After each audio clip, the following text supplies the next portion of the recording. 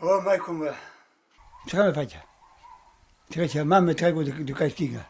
Трајанчо Велковиќ, кој со години е странец во државата каде што е роден и пред еден месец заедно со нашата екипа поднесе документи за конечно да добие македонско државјанство и да стане видлив за институциите, сега се соочува со уште посериозен проблем.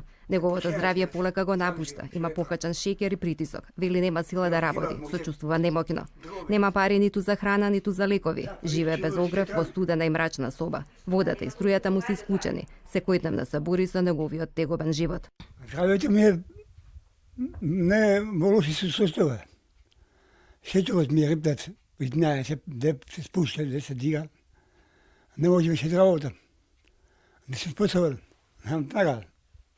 Ако државата могуше да ни помогне, со некој пари ќе помош да поминам, да поминам зимата, да се опоравам, ќе бидам да гледам многу. Расите ми се ладни. Да радуват. Процесот за добивање на државенство трае од 6 месеци до 1 година, велат од Македонското здружение на млади правници кои бесплатно го презедува неговиот случај. Во моментот неговите документи се комплетираат, но не е известно дали ги исполнува условите за да го добие државјанството. Еден од нив е да биде вработен, но засега Трајанчо не може да го исполни овој услов, затоа што здравјето му е кревко, а возраста не е на негова страна. Трајанчо Велковиќ преживува благодарение на хуманоста и човечката димензија на соседите кои што велат дека тој целиот негов живот го поминал во оваа куќа, која што е сопственост на неговите родители. Трајанчо како странец со привремен престој не може да ги оствари основните човекови права, меѓу кои здравствената заштита и социјалното осигурување. Како може да му се помогне на Трајанчо кој е правно невидлив за државата, побаравме совет од Центарот за социјални работи. Бидејќи ова лице има дозвола за привремен престој и еднаш годишно ја обновува личната карта, не спаѓа во оваа категорија на граѓани за да ние му обезбедиме здравствена заштита.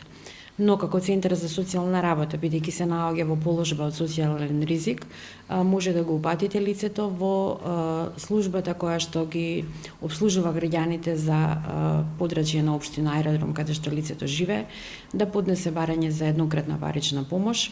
Колегите ќе излезат на терен, ќе направат увид и материјално ќе му помогнат во годината онолку пати колку што законот тоа го дозволува.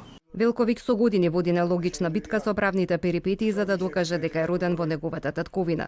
Приказната датира одамна со распадот на поранашна Југославија. Иако е роден и израснат во Скопје, не може да обезбеди документи за да добие државјанство. Единствената светла страна во приказната на овој особен човек е тоа што верува дека државата и покрај фактот што засега го третира како туѓинец, сепак ќе му подаде рака.